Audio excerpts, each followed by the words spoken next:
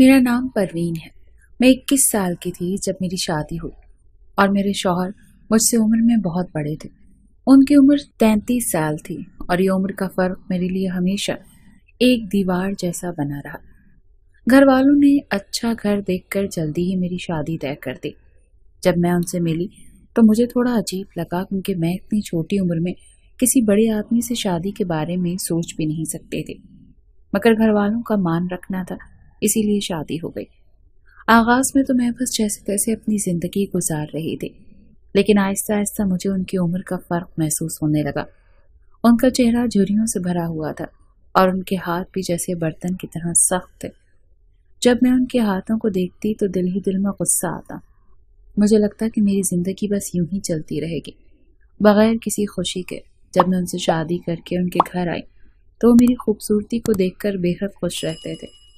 ان کا کہنا تھا کہ میں نے ان کی زندگی میں خوشیاں بھر دی ہیں، مگر میں کبھی بھی انہیں اپنے پاس نہیں آنے دیتی تھی۔ میرے دل میں ان کے لیے کوئی کشش نہیں تھی اور آہستہ آہستہ یہ فاصلے اور بڑھتے چلے گئے۔ میں اکیلی رہنے کی عادی ہو گئی تھی اور اپنے بوڑھے شوہر کے پاس جانے کا تو سوال ہی نہیں تھا۔ تاہم کچھ وقت کے بعد مجھے بھی محسوس ہونے لگا کہ میری زندگی میں کسی ساتھی کی کمی ہے، مگر میں کسی بھی حال میں اپنے شوہر کے قریب نہیں جا سکتی تھی۔ میری زندگی جیسے خالی سی ہو گئی تھی۔ تب اچانک ایک دن میرے گھر میں میرے شوہر کے رشتہ دار کا آنا ہوا۔ سیف اللہ ہاسٹل میں پڑھائی کر رہا تھا اور امتحانات چل رہے تھے، اسی لیے وہ ہماری شادی میں بھی نہیں آ سکا تھا۔ اس دن کوئی اطلاع بھی نہیں دی تھی، بس یوں ہی اچانک ہمارے دروازے پر دستک ہوئی۔ میں نے دروازہ کھولا اور سامنے سلیم کھڑا تھا۔ وہ مسکراتے ہوئے اندر آیا اور سب سے گلے ملنے لگا۔ میرے شوہر، ساس، سب کے ساتھ اس نے اپنائیت دکھائی۔ اس کے بعد وہ میرے پاس آیا اور بغیر کسی جھجک کے مجھے بھی ملنے لگا۔ میں تھوڑی حیران تھی کیونکہ ہم نے پہلے کبھی ملاقات نہیں کی تھی، لیکن اس کے ملنے میں ایک عجیب سی اپنائیت تھی، جیسے وہ مجھے پہلے ہی سے جانتا ہو۔ مجھے تھوڑی غیر آرام دہ ہوئی پر میں کچھ کہہ نہیں پائی۔ سیف اللہ کا برتاؤ بالکل سیدھا سادہ تھا۔ وہ مجھ سے بڑی آسانی سے باتیں کرنے لگا جیسے ہم سالوں سے ملتے رہے ہوں، لیکن جب میرے شوہر نے اسے مجھ سے بات کرتے دیکھا تو ان کے چہرے پر غصہ صاف نظر آ رہا تھا۔ شاید ان سے یہ برداشت نہیں ہو رہا تھا کہ سیف اللہ مجھ سے اتنے آرام دہ طریقے سے بات کر رہا تھا۔ ماحول میں تھوڑی کھٹاس محسوس ہونے لگی تھی، اسی لیے میں نے بات کو بدلنے کے لیے مسکراتے ہوئے پوچھا، ارے سیف اللہ، اتنی جلدی اچانک کیسے آ گئے؟ کوئی خبر بھی نہیں دی؟ میرے اتنا پوچھتے ہی میری ساس نے بیچ میں ٹوک دیا، تو کون ہوتی ہے یہ پوچھنے والی؟ ہمارے رشتہ داروں کا بیٹا ہے، جب چاہے آ سکتا ہے۔ ان کے یہ الفاظ سن کر میں چپ سی ہو گئی اور ماحول تھوڑا بھاری ہو گیا۔ میں سمجھ گئی تھی کہ سیف اللہ کے ساتھ میری زیادہ بات چیت کرنے سے یہاں کے لوگ خوش نہیں تھے، خاص کر میرے شوہر کے لیے کسی سے پوچھنے کی ضرورت نہیں ہے۔ ان کی بات سن کر میں تھوڑی گھبرا گئی۔ میرا سوال تو بس ایک عام بات چیت کا حصہ تھا، مگر ساس کو یہ شاید کچھ اور ہی لگا۔ میں نے آہستہ سے صفائی دی، نہیں ممی جی، میرا وہ مطلب نہیں تھا۔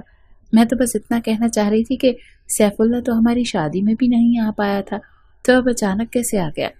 مجھے یہ جاننے کی جستجو تھی۔ ساس کچھ بولنے ہی والی تھی کہ سیف اللہ نے بیچ میں مداخلت کی۔ وہ بڑے آرام سے بولا، ارے خالہ، آپ کو بہو تو بس ایک سادہ سا سوال کیا ہے، آپ ان پر غصہ کیوں ہو رہی ہیں؟ وہ صرف یہ جاننا چاہ رہی تھی کہ میں اتنی جلدی کیسے آ گیا اور اس میں کچھ غلط نہیں ہے۔ سیف اللہ کی اس بات سے ماحول تھوڑا ٹھنڈا ہوا، پھر وہ میری طرف دیکھتا ہوا بولا، آپ کی شادی کے وقت میری فائنل امتحان چل رہے تھے، اسی لیے میں آ نہیں پایا۔ اس وقت بہت افسوس ہوا تھا کہ آپ کی شادی مس ہو گئی، لیکن اب آ ہی گیا ہوں تو آپ کی ساری کسر پوری کروا کر ہی جاؤں گا۔ آپ سے جتنا لاڈ پیار مل سکتا ہے وہ لے کر ہی یہاں سے نکلوں گا۔ جب میرا دل بھر جائے گا تب جانے کا سوچوں گا۔ اس کی بات سن کر میں پورے گھر میں ہنسی کا ماحول ہو گیا۔ ساس بھی جو پہلے غصے میں تھی اب مسکرا رہی تھی۔ میرے شوہر جو سیف اللہ سے کچھ ناراض سے لگ رہے تھے اب انہوں نے بھی سکون کی سانس لی۔ سب کو دیکھ کر مجھے بھی اچھا لگنے لگا۔ وہ ہمارے گاؤں کے پاس ہی کے ایک قصبے میں رہتا تھا اور پڑھائی کر رہا تھا۔ اس کی عمر 19 سال تھی۔ وہ دیکھنے میں بے حد معصوم اور سیدھا تھا۔ جب وہ ہمارے گھر آیا تو اس کی معصومیت اور سادگی نے میرا دھیان کھینچا۔ میں نے اسے ہمیشہ چھوٹے بھائی کی طرح ہی سمجھا تھا۔ اس کا ہمارے گھر آنا جانا لگا رہتا تھا اور میں اسے ہر طرح سے مدد کرتی تھی، جیسے اس کی پڑھائی میں یا گھر کے چھوٹے موٹے کاموں میں۔ سیف اللہ کتنے دنوں تک ہمارے گھر رہنے والا ہے یہ میں نے اس سے نہیں پوچھا تھا۔ کچھ دیر بعد سیف اللہ فریش ہو کر باہر آیا۔ ساس نے مجھے اس کے لیے ناشتہ لانے کو کہا۔ میں ناشتے کی پلیٹ لے کر سیف اللہ کے پاس جا رہی تھی تب اچانک میرا پاؤں پھسل گیا اور ہاتھ سے پلیٹ سیف اللہ کے اوپر گر گئی۔ ناشتہ اس کے کپڑوں پر گر گیا اور یہ دیکھ کر مجھ پر ساس چلا پڑی، ابھی کے ابھی اس کے کپڑے صاف کر۔ اس وقت میرے شوہر گھر پر نہیں تھے، میں سامان لینے باہر گئے ہوئے تھے۔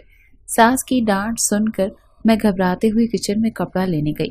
کپڑے صاف کرنے سے پہلے میں نے ساس ماں سے پھر سے پوچھا ان کے کپڑے صاف کرنے چاہیے؟ اس پر انہوں نے غصے میں کہا اور کون کرے گا یہ سارا گڑبڑ؟ تم نے کی ہے تو تم ہی اسے ٹھیک کرو گی نا۔ سیف اللہ اس سب کے بیچ خاموش تھا اور خود اپنے کپڑے صاف کرنے کی کوشش نہیں کر رہا تھا۔ مجھے اس کے کپڑے صاف کرتے ہوئے بہت شرم آ رہی تھی کیونکہ ناشتہ اس کے کپڑوں پر ایسی جگہ گرا تھا جہاں میں اسے چھونے میں ہچکچا رہی تھی۔ سیف اللہ خود اپنے کپڑے صاف کر سکتا تھا مگر وہ چاہتا تھا کہ میں ہی اس کے کپڑے صاف کروں، اسی لیے وہ کچھ بھی نہیں بول رہا تھا۔ جب میں اس کے کپڑے صاف کر رہی تھی تب اچانک میرے شوہر وہاں آ گئے۔ مجھے یہ کام کرتے دیکھ انہوں نے مجھ پر غصہ ہو کر کہا تم یہ کام کیوں کر رہی ہو؟ میں نے انہیں سمجھایا کہ میں یہ کام اپنے دل سے نہیں کر رہی بلکہ ساسو ماں کے کہنے پر کر رہی ہوں۔ اس پر میرے شوہر نے ماں سے ناراض ہو کر کہا ماں، سیف اللہ بچہ نہیں رہا جو تم میری بیوی سے یہ کام کروا رہی ہو۔ جو ہوا وہ ایک غلطی تھی، آگے سے اسے کسی مرد کا کام کروانے کی کوشش مت کرنا۔ یہ کہہ کر میرے شوہر نے میرے ہاتھ سے ایک کپڑا لے کر پھینک دیا اور وہاں سے چلے گئے۔ انہوں نے بازار سے خریدا ہوا سامان وہیں رکھ دیا۔ پھر میں وہ سامان لے کر کچن میں چلی گئی۔ سیف اللہ بھی میرے پیچھے پیچھے آیا۔ جب وہ نلکے پر ہاتھ دھو رہا تھا تو وہ خود سے بڑبڑا رہا تھا جس کے باعث اس کا چہرہ اچانک اداس لگنے لگا۔ اس کی بڑبڑاہٹ میرے کانوں تک پہنچی۔ میں نے اس سے پوچھا سیف اللہ تمہیں یہاں آئے کچھ ہی گھنٹے ہوئے ہیں، اتنی جلدی گھر جانے کا خیال کیوں کر رہے ہو؟ اس نے کہا میں تو پرایا ہوں نا، پھر میں یہاں کیوں رکوں؟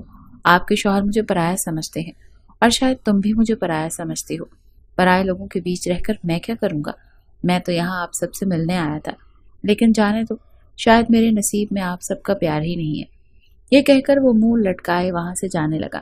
تب میں نے اس کا ہاتھ پکڑ کر اسے روکنے کی کوشش کی اور اس کو روکنے کے چکر میں نے اس کا ہاتھ زور سے کھینچ لیا۔ وہ میرے بالکل قریب آ گیا۔ اسے ہٹاتے ہوئے میں نے معافی مانگتے ہوئے کہا سوری، میں نے تمہیں غلطی سے کھینچ لیا۔ پھر اسے سمجھاتے ہوئے کہا سیف اللہ میرے شوہر کی باتوں کو دل پر مت لو، اصل میں اپنے شوہر کی اتنی پرواہ نہیں کرتی، وہ مجھے بالکل بھی پسند نہیں ہے کیونکہ اسے ہر بات پر غصہ کرنے کی عادت ہے۔ یہ سن کر سیف اللہ کی آنکھوں میں ایک چمک آئی اور اس نے آہستہ سے کہا مجھے پتا ہے کہ آپ بہت اچھے دل والی ہو، لیکن میں یہاں خود کو پرایا ہی سمجھتا ہوں۔ مجھے تو آپ سب کی یاد آئے گی جب میں واپس چلا جاؤں گا۔ میں نے اسے یقین دلانے کی کوشش کی کہ نہیں سیف اللہ، تمہاری جگہ ہمارے گھر میں ہمیشہ بنی رہے گی، تم جب چاہے آ سکتے ہو۔ اس نے ہلکا سا مسکراتے ہوئے کہا میں چاہوں گا کہ یہاں رہوں، لیکن کیا آپ کے شوہر پھر ناراض ہوئے تو؟ میں نے سیف اللہ کو بتایا کہ اگر تمہارے کپڑوں پر کچھ گرتا تو ان کی صفائی میں ہی کرتی، جیسے تمہارے کپڑوں کو صاف کر رہی تھی۔ میں تو تمہیں ایک بچے کی طرح سمجھتی ہوں، اگر تمہیں واقعی یہاں رہنا ہے تو تم یہیں رک جاؤ گے، نہیں تو میرے شوہر کی باتوں کو دل پر لے کر چلے جاؤ گے۔ اسی لیے میں نے ایسا کچھ نہیں کہا، اب فیصلہ تمہارا ہے۔ سیف اللہ نے مسکرا کر کہا سچ کہوں تو مجھے پہلے غصہ آ رہا تھا، لیکن اب آپ کی پیاری باتوں نے میرا سارا غصہ بھگا دیا، اب تو میں آپ کے لیے رکوں گا۔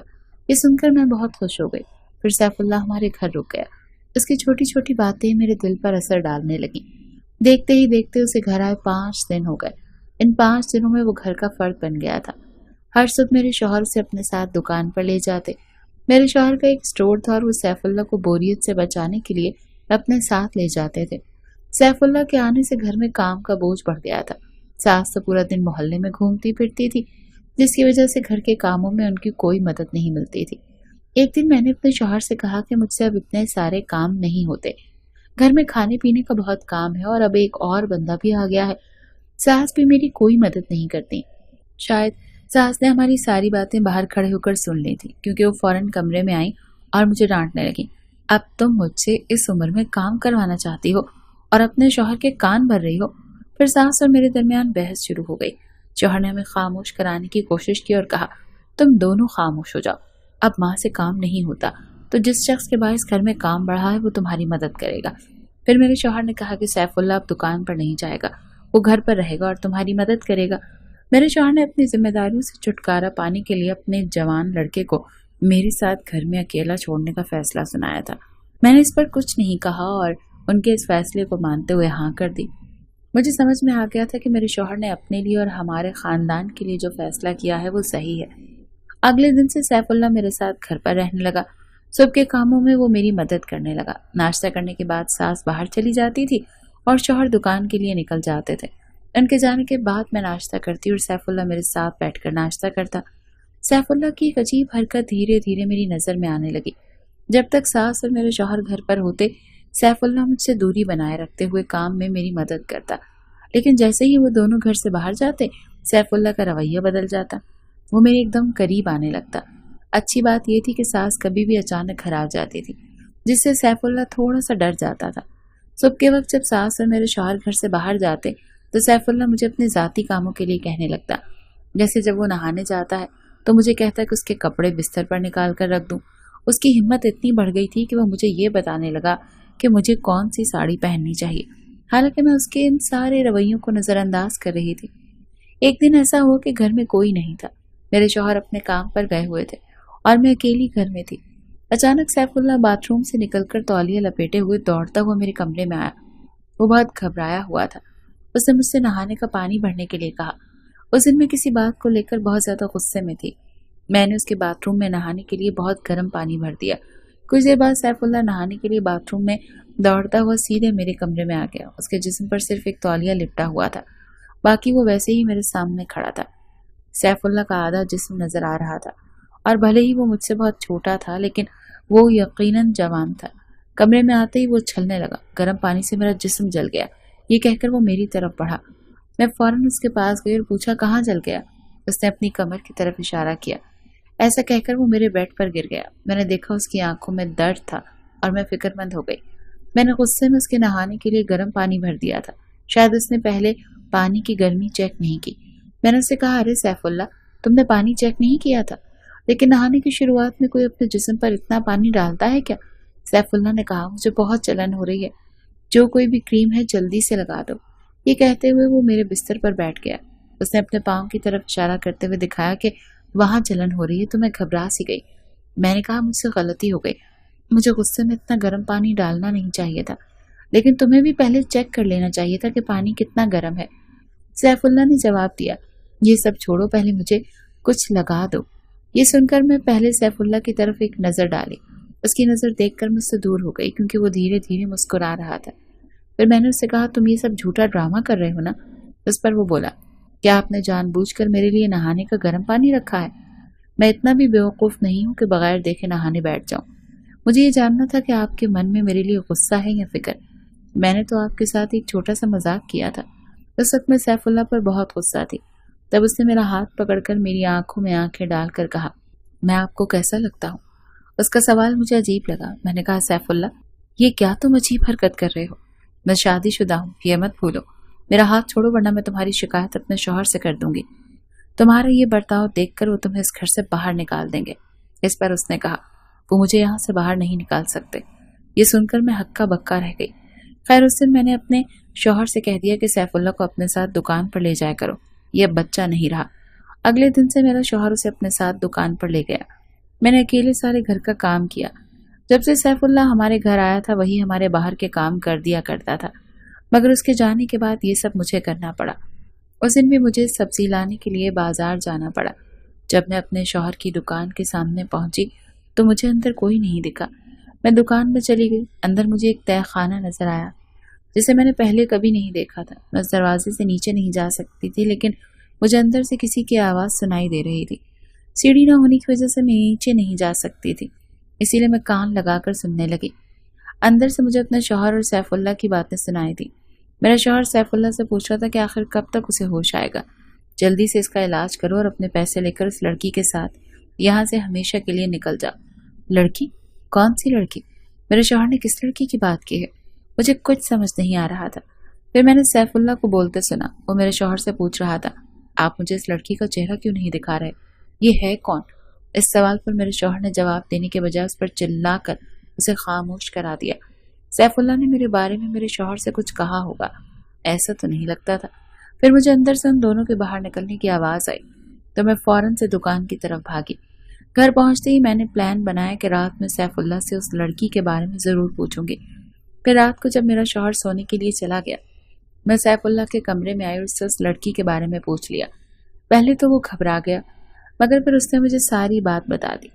دراصل میرا شوہر عمر میں مجھ سے زیادہ تھا، مگر وہ بہت امیر تھا۔ جب شادی کے بعد میں نے اپنے شوہر کو اس کا حق نہیں دیا تو وہ غیر لڑکیوں کو اپنی دکان کے پیچھے بنے تہہ خانے میں لانے لگا۔ ایسا وہ کئی سالوں سے کر رہا تھا، مگر مجھے یہ سب سیف اللہ کی وجہ سے پتا چلا۔ یہ سن کر میں پریشان ہو گئی۔ میرا شوہر اپنی زندگی کا لطف نہیں اٹھا پایا اور نہ ہی میں شادی کر کے اپنے دل کی خواہشات کو پورا کر پائی، کیونکہ میرے گھر والوں نے میری شادی زبردستی ایک بڑی عمر کے آدمی سے کر دی، جبکہ میں تو کسی لڑکے سے شادی کرنا چاہتی تھی۔ جبکہ میری ساس نے بھی اپنے بیٹے کے ساتھ ایسا ہی کیا، تبھی تو ہم دونوں حلال رشتوں کو چھوڑ کر حرام کی طرف جانے لگے۔ احساس ہونے پر میں نے اس رشتے کو دل سے قبول کر لیا۔ میں نے اگلے دن ہی شوہر سے معافی مانگ لی۔ سیف اللہ اپنے گھر چلا گیا، جبکہ میں اپنے شوہر کے ساتھ ہنسی خوشی رہنے لگی، کیونکہ میں جان گئی تھی کہ یہی میرا نصیب ہے۔